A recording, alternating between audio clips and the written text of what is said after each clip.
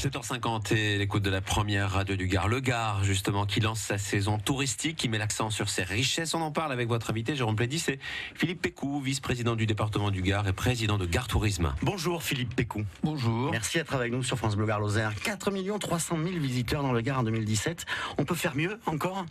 On peut toujours faire mieux et on a les atouts et le Gard les possède pour aller davantage dans l'avenir vers beaucoup plus de personnes. C'est quoi le principal atout du département du Gard ? Alors, les atouts du Gard, ils sont multiples. Ce sont ses sites touristiques, ce sont ses monuments historiques, ses paysages, sa gastronomie, ses vins. Donc, autant de valeurs ajoutées pour l'ensemble des territoires qui le composent. Développer encore le tourisme. On voit que dans certaines régions, le tourisme de masse tue le tourisme. Est-ce qu'il y a une attention particulière dans la politique que vous menez dans ce domaine ? Oui, nous ne sommes plus, comme par le passé, dans cet esprit d'accueillir des touristes simplement pour les vacances. Nous sommes là aussi dans un but de recevoir des visiteurs, mais aussi de leur permettre de respecter, d'apprécier le département, de pouvoir visiter les monuments, les sites, tout en pratiquant un certain nombre d'activités également. Et c'est pour cela que les touristes viennent dans le Gard aussi, pour retrouver un certain confort, un certain accueil qui fait la caractéristique du Gard. Pays-Bas, Belgique, Allemagne forment le trio de tête de nos visiteurs. Est-ce que vous comptez viser d'autres clientèles ?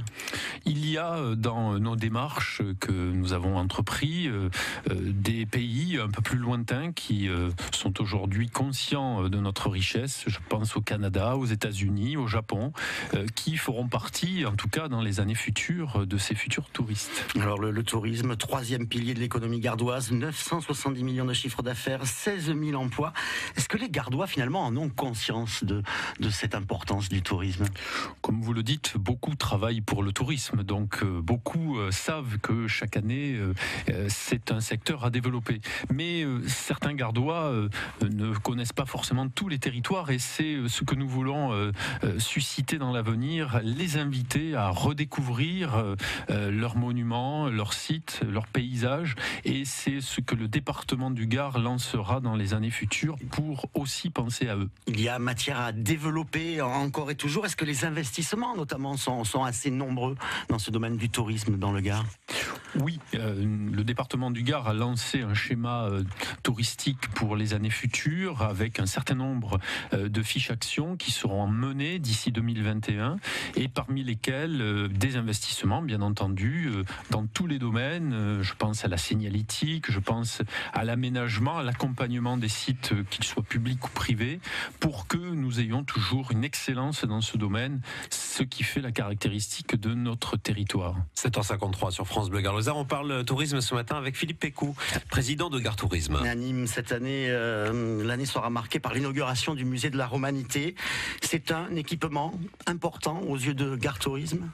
C'est un équipement fondamental, essentiel. La romanité dans le Gard, c'est une richesse, c'est une valeur ajoutée, avec ses monuments bien entendu, et ce musée qui va abriter des collections importantes, celle de cette cité de Nîmes, va permettre aux personnes qui vont le visiter de comprendre la vie à l'époque antique et de magnifier ces collections dans un bâtiment qui, situé près de l'amphithéâtre, sera un des lieux visités de nombreuses personnes. Est-ce qu'il y a une politique qui est menée pour vendre la romanité dans notre département, même j'allais dire dans notre région, au regard de l'étranger? On pense bien sûr à Arles, au Pont du Gard. Est-ce qu'il y a vraiment une politique importante dans ce domaine qui est menée? Alors nous y travaillons et nous allons lancer un cheminement à travers un circuit de la romanité dans le Gard, mais pas seulement, en se raccrochant aussi chez ces villes voisines que vous avez citées, Arles, Orange, Alba-la-Romaine, qui sont autant de lieux touristiques et de lieux antiques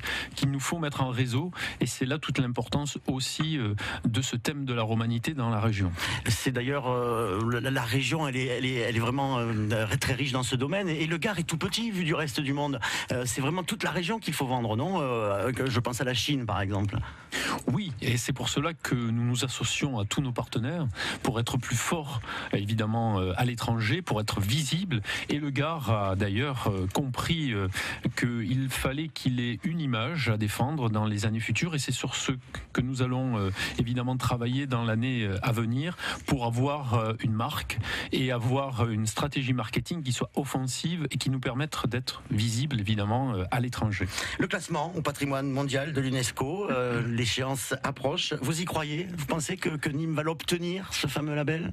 J'y crois fortement parce que Nîmes a tous les atouts pour réussir. Tous les monuments qui sont classés et qui sont dignes d'être et d'entrer au patrimoine mondial de l'UNESCO. Donc oui, effectivement, je suis très positif sur la question. Et là encore, c'est vraiment un axe de développement très important. Il est vraiment très important de l'obtenir pour l'image internationale du département, selon vous? Oui, complètement. On le voit avec le pont du Gard, qui est classé depuis plusieurs années. On le voit avec l'abbatiale de Saint-Gilles. Les classements, les labels et l'UNESCO en particulier sont autant d'atouts maîtres pour la fréquentation touristique. La gestion du tourisme à travers vos services, n'y a-t-il pas encore quand même trop de strates? Il y a les offices de tourisme, le département qui s'en occupe, la région, les métropoles, un millefeuille impressionnant. Il n'y a pas des économies à faire dans ce domaine? Comme dans beaucoup de secteurs, il y a effectivement des choses à créer, à réaliser, et c'est ce que nous avons entrepris. Effectivement, beaucoup d'institutions sont chargées du tourisme aujourd'hui. Nous avons lancé des pistes de mutualisation avec de nombreuses collectivités. C'est ce qu'ils nous attendent dans les années futures, et nous travaillons en tout cas d'ores et déjà avec les communautés de communes, les agglomérations, la région bien entendu, pour faire des choses ensemble et avoir des projets en commun pour partager effectivement cette économie. Merci Philippe Pécou d'avoir été notre invité ce matin sur France Bleu Gard Lozère. Très bonne journée à vous. Merci à vous. Président du département du Gard et président de Gard Tourisme.